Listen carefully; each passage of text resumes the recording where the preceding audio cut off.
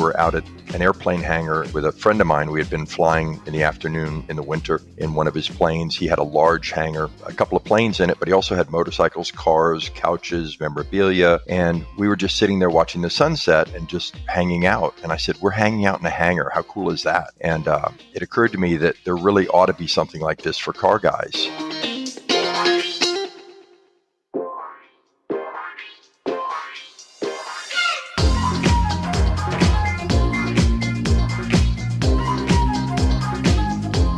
Hi, everybody. Welcome to Horsepower Heritage. I'm Maurice Merrick. And greetings to all of you listening from places like Germantown, New York, St. Petersburg, Florida, Scottsdale, Arizona, Kelowna, British Columbia, Canada, Managua, Nicaragua, and Nottingham, England. Thanks for joining me once again, and as summertime draws to a close, it's hard to believe it went so fast, but I packed a lot of great car stuff into the last few months. I had an incredible trip to Indianapolis for the Harry A. Miller Club's annual meeting, and we ran a bunch of Millers and Offie-powered Indy Roadsters around the Lucas Oil Raceway. And if you're not familiar with Miller race cars, basically they're early Indy cars, and Harry A. Miller was a total genius, amazing stuff. And the Miller Club members don't really push their cars too hard. You know, they want to preserve these things. They're extremely rare and valuable, but we did do quite a few laps around the track for 2 days straight, and that was great fun. And then, of course, Monterey Car Week was a blast as usual, but even more so this year because it was such a privilege for me to be able to sit down with Emerson Fittipaldi at the Quail and interview him. And then, you know, normally I get the blues after Car Week because it's such a massive celebration, and then it's always over way too fast. And then I'm driving home. But this year there was no letdown because the day after the Pebble Beach Concours, I was chasing a bunch of Mercedes-Benz cars from the 20s and 30s on a tour of Napa and Sonoma, the California wine country. And I'm going to cover that in an upcoming episode of the podcast, probably the next episode. And also there's going to be a YouTube video. But that was an amazing trip because there were 18 cars in the tour. And it's the first time ever that so many of these Mercedes S, SS, and SSK automobiles have been assembled for this kind of event. So it was pretty special. And all of those cars, by the way, were in a special featured class at Pebble Beach this year, and most of them made the tour, one exception being the Count Trossi Roadster, which is this incredible Art Deco teardrop-shaped roadster in a sinister gloss black. And that car is owned by Ralph Lauren, but it didn't make the tour. I wish it had, because to see that car on the road would have been mind-boggling.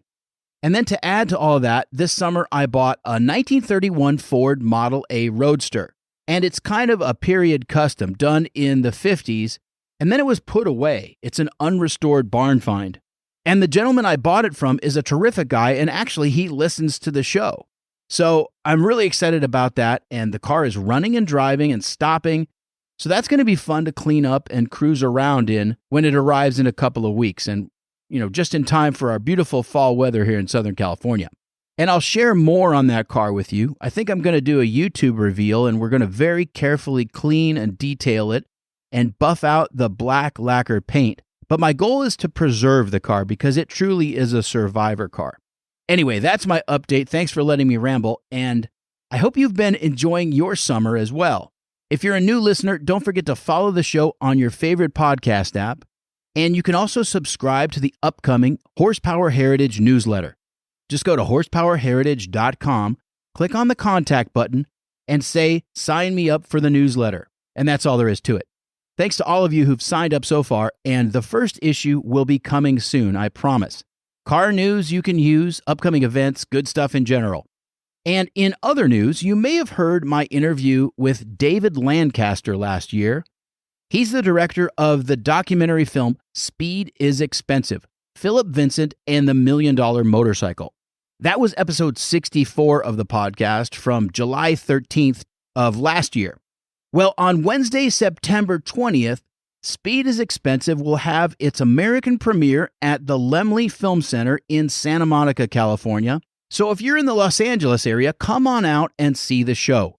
It's going to be a special evening with cast and crew, as well as some of Philip Vincent's family members in attendance. And David is going to do a Q&A session with the audience about the making of the film. So I'm looking forward to that. And there are limited tickets available. But if you want to go, there's a link in the show notes. Just click on that and you can buy your tickets online. Again, that's Wednesday, September 20th at the Laemmle Film Center in Santa Monica. One show only, 7:30 p.m., and seating is extremely limited, so get your tickets now. All right, let me tell you about today's episode. We've all seen the tremendous growth in what we generally call the car culture, right? From your local Cars and Coffee to social media and even big budget shows like Luftgekühlt, which focuses exclusively on air-cooled Porsches, and even podcasts like this one, right? So the car culture has expanded in unexpected ways. So it's no surprise that real estate projects that cater to the car community have become a thing as well. And my guest today saw the potential for just that. Scott Cunningham is the founder and CEO of the Hangar Group, as in airplane hangar. And they've developed what they call car condo properties in South Florida, 2 of them right now, and they've got plans for expansion even into other markets. Scott comes from the world of motorcycle racing, so he's a bona fide enthusiast, and I think he's tapped into a great business opportunity, and you're going to like hearing his story. Now, before we get started, I want to ask you to support the podcast at buymeacoffee.com/HP Heritage and throw a few bucks in the gas tank. You can contribute as little as $2, or you can give a larger amount of your choice, and you can make it a one-time gift, or you can make it a repeating gift. Also, leave me 5 stars and a quick review on Apple Podcasts or on Spotify, because that really helps new listeners discover the show. It's true. All right, that's it for the intro this time. Scott Cunningham from the Hangar Group is here, and that's coming up right after this. This episode of Horsepower Heritage is sponsored by Model Citizen Diecast. No matter what's in your garage, you can fit all your automotive heroes on a shelf. And they've got you covered, whether it's 1/43rd scale, 1/18th scale, or even the ginormous 1/8 scale masterpieces from the Amalgam Collection. Go to ModelCitizenDiecast.com and get 10% off when you use the promo code HERITAGE at checkout. Limitations apply. From race cars to street cars and everything in between, it's Model Citizen Diecast, because your inner child still wants to play with cars.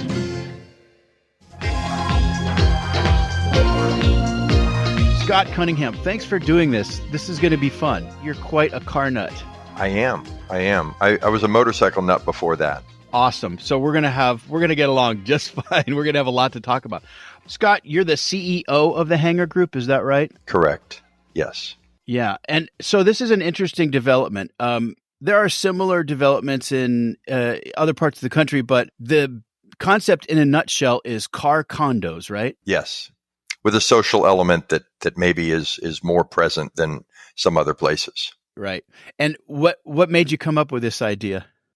It really started 20-something years ago in my garage at home. You know, we had the house with the 4-car garage, you know, the kids growing up and their stuff everywhere. I was fortunate enough to be able to acquire a new Ferrari that I had spec'd, brought it home, and thought it deserved to have a more fitting setting than just a typical plain garage. So I set about to sort of emulate the feeling that you got from the Ferrari dealership, which was in Fort Lauderdale, which was a really cool, light and bright and colorful setting with memorabilia on the walls and very tastefully done. And so I recreated that in my garage, which worked great. Eventually, you know, the kids went off to college. We sold the house. I found a warehouse in a typical business park, put my toys, if you will, in there, and it served a practical purpose. The only problem was it seemed that every time I opened the garage door, I would get unwanted attention. We had a racetrack 15 minutes from here, and I would open the door, start a car, makes a lot of noise, pull it out, and people would just say, "Oh, what do you got in there?" Friendly, well-meaning, but I just thought, gee, I guess I have no expectation of any privacy here.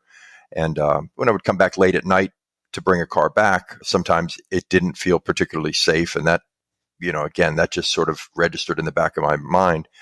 A few years later, we were out at an airplane hangar at the North County Airport here with a friend of mine. We had been flying in the afternoon in the winter in one of his planes. He had a large hangar, a couple of planes in it, but he also had motorcycles, cars, couches, memorabilia, a bar area, TV. And we were just sitting there watching the sunset and just hanging out. And I said, "We're hanging out in a hangar. How cool is that?" And it occurred to me that there really ought to be something like this for car guys. And as far as I knew, there wasn't. So I came home. I tried to research what I could find. Any of the projects around the country, like you've mentioned, that I found were not at the level that I was envisioning, which was really kind of the Four Seasons version, and set about to create it basically. And the first thing I knew is it had to be called the Hangar because it's a double entendre. There's a lot of aviation themes throughout, architecturally, decorating wise. The runway is sort of the main drag with the heading painted on the asphalt. And then obviously you're hanging out as well, encouraging the social aspect as opposed to just you alone in your garage.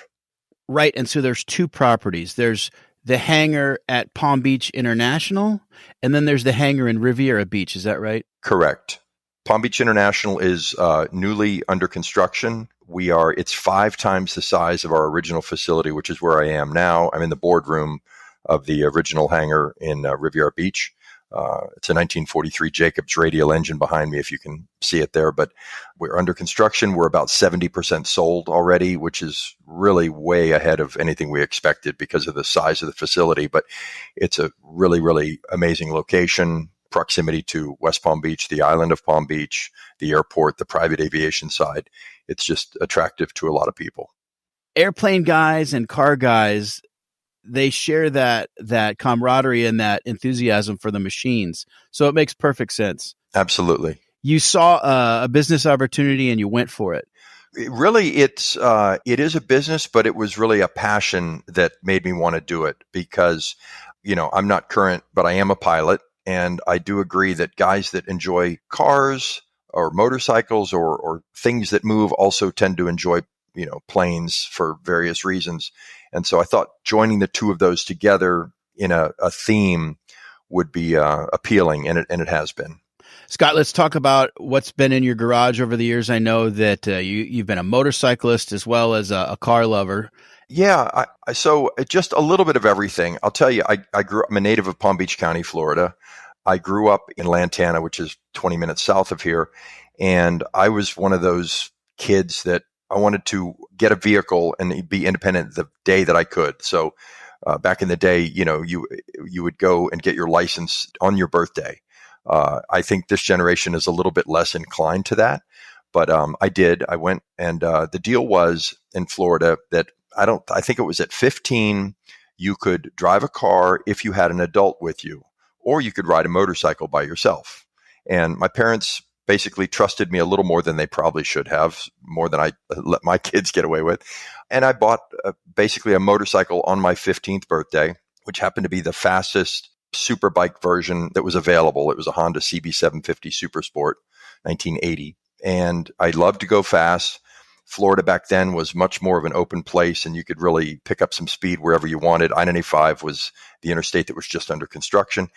Anyway, my next door neighbor happened to race motorcycles as a hobby. And he said to me, he goes, I see how fast you ride. You're going to get yourself killed. He said, you need to come out and do it on the track. And so I listened to him. He kind of mentored me. And I started racing, road racing, where you drag your knee, that type of thing, as a hobby. And I did it off and on. I got married when I was 21. My wife was 18. We're married 39 years now. And so we had our first child. And so I stopped for a few years. And then we had our second child, and I stopped for a few years. And then I went back, and I haven't raced in probably 15 years. There comes a time when you're like, okay, I don't need to do this anymore. And you can't tell. I'm 6'4", like 250. So I'm not, a motorcycle would prefer somebody the size of a jockey. Yeah, that's for sure. But I was not, that size ever. So anyway, I had a great time. Thankfully, I was never hurt. And I transitioned over the last couple of decades to more car experiences. And I was always a Ferrari guy. I was always a Porsche guy, but I appreciate everything. I had muscle cars back in the day, and nothing crazy, nothing super collectible. And one of the things that, just to segue into the experience at the hangar, is even the word car collector is intimidating to a lot of people because it's like being a wine aficionado. Like there's a right way, and you have to know this, and you have to have all this pedigree or history or whatever it is that you're into. And what I wanted was just you buy and enjoy things that you enjoy, and that's it. The guy next to me has things different than I do. Everybody finds it interesting, and you meet people who own or collect or buy things that are important to them, and it puts a smile on their face. So as the developer, that's very fulfilling. Yeah, I can imagine. And by the way, I love what you said about motorcycling. I ride myself. There's an expression out of aviation that you just reminded me of, which is that there are old pilots and there are bold pilots, but there are no old, bold pilots. True. Taking chances can really bite you. And I see these young guys on sport bikes on the freeway or even in town, and they're really itching to go fast. But you got to get that out on the track. A track weekend is a lot less expensive than a flight to a trauma center and months of surgery and years of physical rehab. So, absolutely. Yeah. Scott, one of my great dreams is to go to the Isle of Man TT. Have you been by any chance? I've not. And I tell you, that is not the time. Well, I like going fast on places that don't have curbs and telephone poles and brick walls. And even since when I was young, watching the video of the Isle of Man is terrifying to me because it's just, I would love to go. I would have zero interest in participating. Oh, for sure. It is incredibly frightening to contemplate the speeds that they're doing through town like that. Yeah. And, it's unfortunately, there's been many, many fatalities over the years. I think upwards into 75 or 80 almost every fatalities. year, I think. Yeah, absolutely. But the skill, though, and the absolute focus that those guys display is so impressive. Yes, absolutely. And they've only gotten faster over the years as the bikes get faster. Yeah, that's for sure. Tell me about your early track day experiences. There's a lot to learn on the track. You think you know how to ride until you get professional instruction. And you start to realize how little you really do know. Yes, I started off, and I was fast on the street, which is really not something to be proud of, as you mentioned. Among my friends, I was a good rider. And again, it's just literally, I think about it. It's miraculous that I really didn't get hurt. I had friends that were getting killed, and I said, maybe I really should rethink that this is what I want to do, to get my thrills. And fortunately, there was a track very close to here, and I just started off and got more comfortable. And because I was bigger, I'd have to make it up braking. And I would be the last one braking and hanging off the bike coming into a corner. And that's how I would get ahead. And I started off on Hondas. I gravitated towards Ducatis, which I consider two-wheel Ferraris, basically. And I thought I was really doing well. I was at Daytona. I had won a few races in Daytona that weekend. And there was a young guy coming out of Texas named Colin Edwards, who we heard was fast. It was a Honda RC30, and he was just at a completely another level. And I don't know anybody that listens who knows Colin Edwards. He went on to a pretty nice career. But just when you think you're at a certain level of proficiency and speed, this guy was just doing laps around everybody else, and you don't even know how it's possible. But, he was basically like a Formula One driver driving around with, local guys at a track. Yeah, that is impressive. Did you have any aspirations to be a professional? Never. No, just because any number of reasons. When the house that I mentioned that we lived in, where I decorated the garage, I had 2 or 3 Ducatis, and sometimes I would pull them outside. And I had a neighbor say something to the effect of, "So you race motorcycles?" And I said, "Yeah." And they said, "Does it pay well? I'm surprised that you." And I go, "If it cost any more money than it costs right now, I wouldn't be able to live in this house." So they thought I made money at it. And I said, "That's hilarious." And it was just an expensive hobby, but I never wanted to be a pro. Yeah, that's true of all motorsport, right? People get into it and do it because they love it, and very few people make any money at it. Right. No, I had no illusions of grandeur.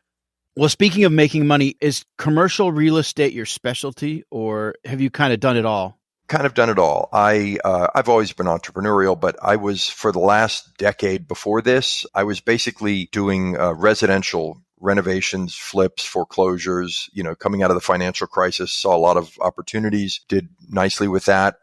As it started drying up, where instead of, sometimes you'd bid on a property online in Palm Beach County, a foreclosure, and there might be 3 or 4 other bidders. And if you ended up with it, you said, okay, I did okay. It got to a point where there were 25 or 30 bidders. And if you are in an auction and there's 30 other bidders and you win, you paid too much. That was my theory. And it just was, there was less and less availability. So it coincided that I had this aha moment at the time when I was figuring out what am I going to do in real estate, because this path of opportunity residentially is drying up. And it was as plain as the nose on my face that that's what I needed to do. And when we built the first one, we really didn't spend much, it existed in my mind already, exactly as it is pretty much.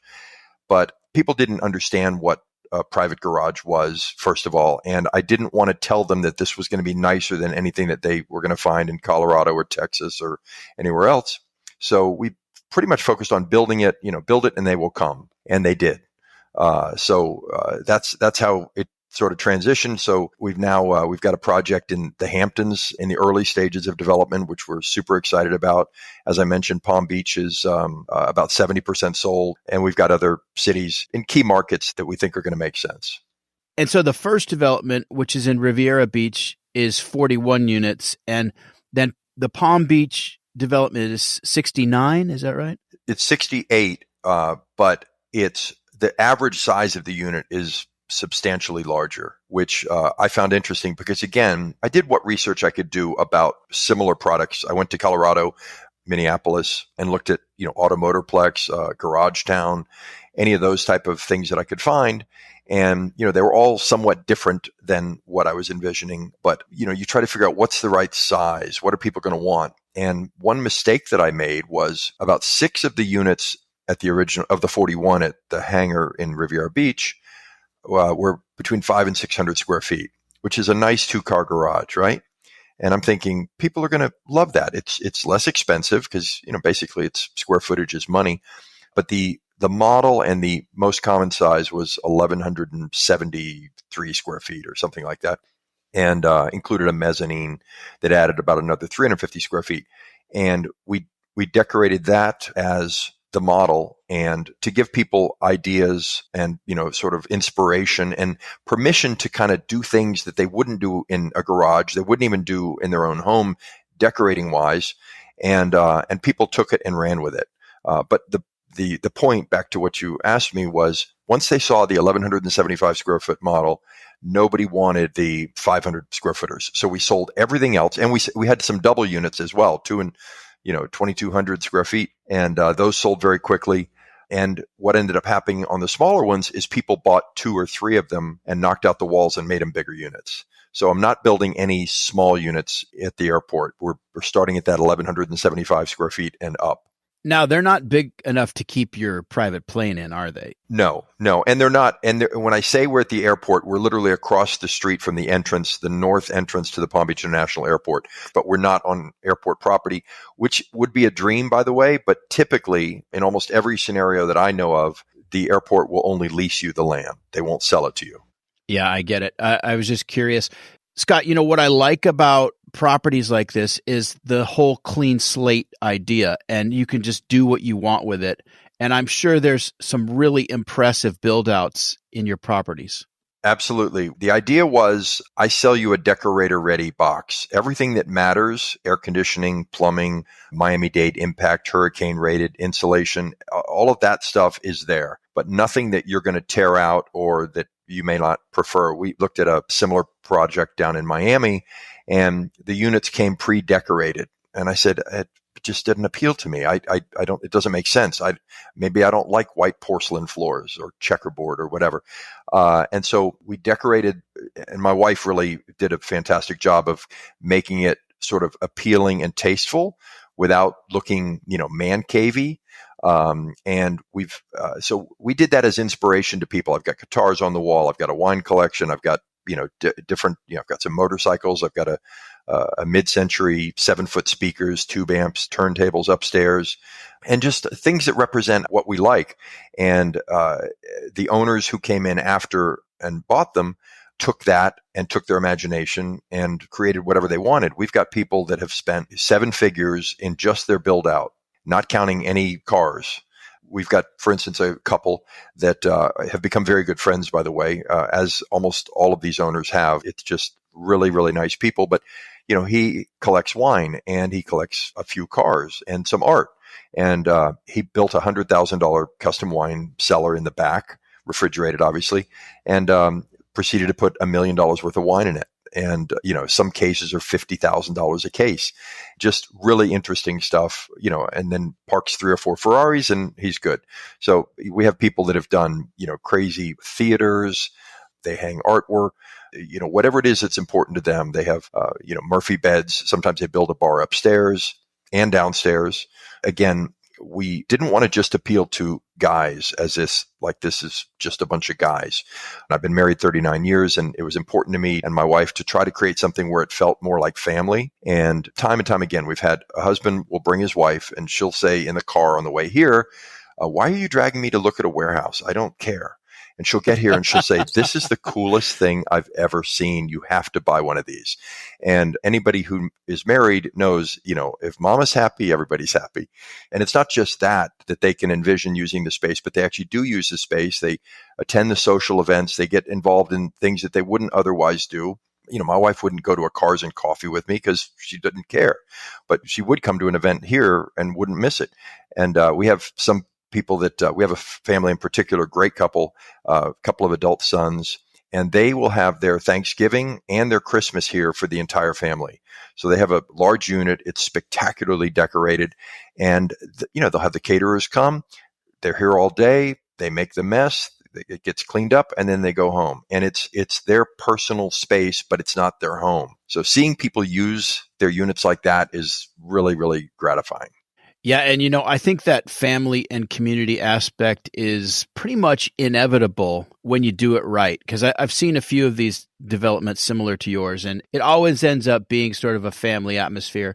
And by the way, there are plenty of ladies out there who are just as car crazy as the guys, if not more so. Absolutely. And I love to see that. And that's happening more and more. So it's always a great mix of people. Now, obviously, this isn't a full-time residential setting, right? This is a weekend thing, an occasional thing. You could sleep there if you wanted, but it's not really set up for residential. Correct. What we find in Florida, a lot of our owners are seasonal anyway, so they may have 2 or 3 or who knows how many other homes. And the nice thing is that when they're here, they'll spend time here. But when they're gone, they have the peace of mind of knowing that everything that they have is in basically a bunker. We do have people who use it sometimes almost every day they're here. And sometimes we have people that are only in town 2 or 3 weeks a year. And of those days, they're here 2 or 3 times. So it really runs the gamut. Yeah, it's a playground. Absolutely. And you also have cool events on the properties. We do. The property is private and it's open only to owners and their guests. But when we host events, you're allowed to invite people. Owners invite people. We've had some really good fundraisers and charitable events that we've supported or sponsored. We have something every year called Hangar Crawl, which is a version of kind of a bar crawl. And the idea is that it takes place in the winter, so it's very pleasant out. We'll have music, entertainment. Owners will open up their units and wander around, make their way around, and meet other owners. And so it really gets to be a really nice crowd. Usually lasts longer than we anticipated it to into the evening. And the other aspect is location, right? Whenever you're talking about real estate, and of course, you're fortunate enough to be in an area where you see the most amazing high-end cars, and you get a chance to experience cars that most of the country doesn't see. There's a concentration of amazing machines down there. Yes. One thing that is interesting, and we are aware of the fact that this is an affluent area, and really that is our target demographic. But one of the things that a dealer said to me a couple of years ago that has changed over the last 30 years since I started sort of buying different cars, is that you used to take your Ferrari 360 and trade it in on a 430. And you trade the 430 in on a 458. And whatever the next generation, you would just trade it in. Now nobody wants to sell their previous generation. Porsche, same thing, Lamborghini, what have you. They want the new one, but they want to keep the old one for whatever reasons. And what's the problem that happens eventually? Is you run out of space. You run out of places to put it. And, there are certainly businesses that provide storage on a monthly basis. That to me was not what we were looking to do. We wanted to have a place that, you have 24/7 access. You can hang around with your stuff. You don't have to ask permission to bring it out and use it. By the way, I'm at ground zero of American car culture, in my view, in Southern California. Like, it is so easy to get jaded. Oh yeah, there's 3 gull wings going by. Big deal, right? Right. No, it is easy to get jaded. There's also a companion property, Scott, in Palm Beach called Airfield Park, but that's a full commercial spaces, right? Correct. So that is also our project, and that was really developed out of 2 reasons. One, because the parcel that we were able to acquire was 12 acres, and I thought was too much to just fill with private garages. We needed to come up with another use for basically 40% of it. And what we found in Riviera Beach is we moved into this small business park we built on vacant land. And when we did, we had all of a sudden car business. There was a couple of car businesses located in the business park, but more started coming. And the ones that were here started drawing more attention. And we found that businesses that were catering to the high-end car collector market, if you will, were intentionally locating in our business park to have access to our owners. And it was kind of a yin and a yang type of thing. And it works very nicely. The owners are happy because they don't have to take their car 20 miles away to the dealership or whoever. And the businesses are happy because they have an audience of the most affluent people you could ever hope to assemble. So that's what we're doing there. Airfield Park is only going to be sold. They are also condoed units. There's 16 of them. They're 5,000 square feet plus or minus each. And they're only going to be sold to businesses that are automotive, aviation, or art related. There's going to be a reason why it makes sense that they're going to be there. Very cool. So if I was, for example, a classic car restoration business, that would be an excellent place to be. Absolutely. Would love to have you. Wonderful. I wish I knew how to restore a car properly. You and me both. Yeah. You know, some of the most prolific car collectors that I personally know are real estate developers. I don't know what it is about you guys, but you just love cars, and you've got the cash flow, which is amazing. Which brings me to another subject. I would love to talk to you a little bit about entrepreneurship and, kind of lessons learned in business, because I think, I always like to learn from guys like you. Sure. I guess, as I've said, I've always been sort of entrepreneurially minded. The first car-related thing I did, if anybody who's old enough to remember the beginning of sort of what they called gray market cars, they didn't even have a name for them. But I was, newly married, early 20s, I guess the mid 80s, and the dollar was very strong, and the German Deutschmark, if anybody remembers that, was very weak. And the bottom line is, you could go over there to Germany, buy some cars, ship them back over here, get the DOT. They were old, you'd buy old enough so that you didn't have to do emissions. I think it was 5 years old or something. And then basically resell them. Well, I did it once, and I bought 4 Porsches and BMWs and brought them back. And one of those things, you just figure it out as you go. It was fun to do. I wouldn't do it again. But the bottom line with entrepreneurship is to see something that you think needs to be done and figuring out how to do it, including up to now. We have a great team behind me. It's certainly not just me, and we're successful because basically everybody takes the responsibility to do whatever needs to be done. And that may mean, chasing down building permits and following up with professionals who, are charging you substantial fees, but basically still need to be pushed to get things done the right way and the right time frame. So just being willing to do whatever it takes, I guess, is my short version of my advice for that. Amen. By the way, if you recall the movie Rain Man, Tom Cruise's character Charlie Babbitt is a gray market importer. That's how the film opens. He's trying to borrow from Peter to pay Paul to get these Ferraris in the door. And yeah. Yeah. I forgot that actually till you mentioned it. That's great. Yeah, classic scene. And the gray market was a big deal. I mean, there were some amazing cars coming in. I still love, there's a website called Classic Driver that you may be familiar with. And 70% of the cars are overseas. But what I find and I look at motorcycles and cars from there, but you'll find motorcycles and or cars, from 20, 30, 40, 50 years ago that you just don't see in the States. And I like that uniqueness of finding things that you just you don't find over here. And I haven't done it yet, but my intention is, if I find the right car or bike, to buy it and bring it over here. Let's talk about your personal automotive tastes. We talked about motorcycles, but kind of where does your interest lie?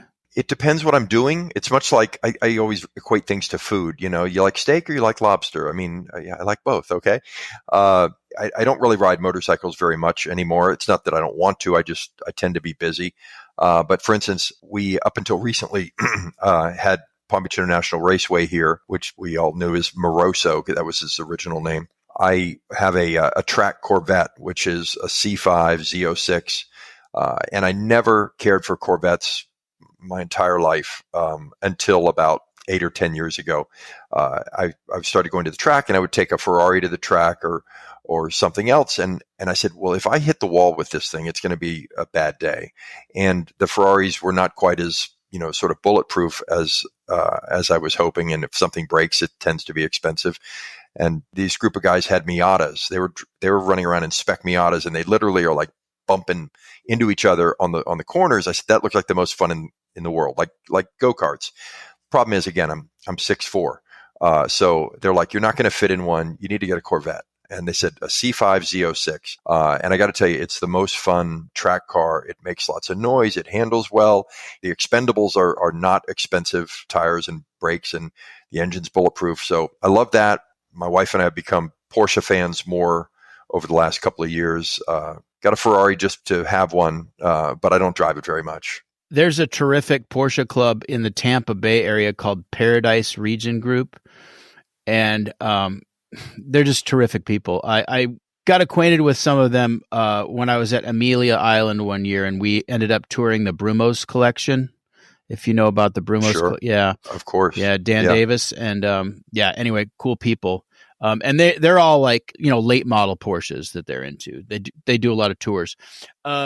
Inevitably, whatever your business venture is, you want to set yourself apart. And there are always copycats out there in the marketplace, but you want to be distinctive. You want to kind of build a brand. So I'm sure that wasn't lost on you from the beginning.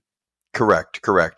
From the beginning, we wanted to be known as the highest end of this genre. We didn't want to copy anybody. We wanted to, we did want to see what other people were doing, and we had very specific ideas about what we wanted to do differently. But the idea is, in a perfect world, a few years from now, there's a half a dozen or a dozen hangar locations around the country. And if someone says, we're building a new hangar in San Diego or in Las Vegas, people are going to know what that is and know what to expect. And the other appealing thing is, because it's going to be consistent architecturally, amenities, privacy, and again, the high end of the genre. But if you own, for instance, at our new airport location at Palm Beach, and you're a buyer there, and we have a location going up in, say, the Hamptons, and you happen to be there, you automatically have ownership privileges of using the facilities, the owner's lounge and the boardrooms and the entertainment areas as if you were a local owner. And that is going to really play well when you talk about when we have rallies, let's say in Nashville in October, we're doing a rally for hangar owners, which is fine when you have one or two locations. But when you have a half a dozen or a dozen, and you got people from all over the country coming and meeting people that they don't know, who are, similar interests and coming from a similar place in life, but geographically they're different. The possibilities and kind of the fun factor is just going to go off the charts. Yeah, it makes perfect sense. All right, listen, Scott, this has been a real pleasure, and people can check out more at thehangargroup.com. As always, I will have links in the show notes, and if I'm ever down in Palm Beach, my friend, I'm knocking on your door. Absolutely, Maurice. Thank you for having me, and you're more than welcome. I'd love to give you a tour of our facility anytime you're in the area. That's all for this episode of Horsepower Heritage. If you like what you've heard, support the show over at buymeacoffee.com/HP Heritage. Also, don't forget the YouTube channel and the Instagram, both at Horsepower Heritage. And believe it or not, we're closing in on episode 100 of the show. So I've got something special planned for that. But join me for episode 99, which is in 2 weeks, Wednesday, September 20th. And very likely that's going to be all about that Mercedes tour I mentioned at the top of the show. That's the plan right now. All right, I will see you next time. And until then, I'm Maurice Merrick. Thanks for listening.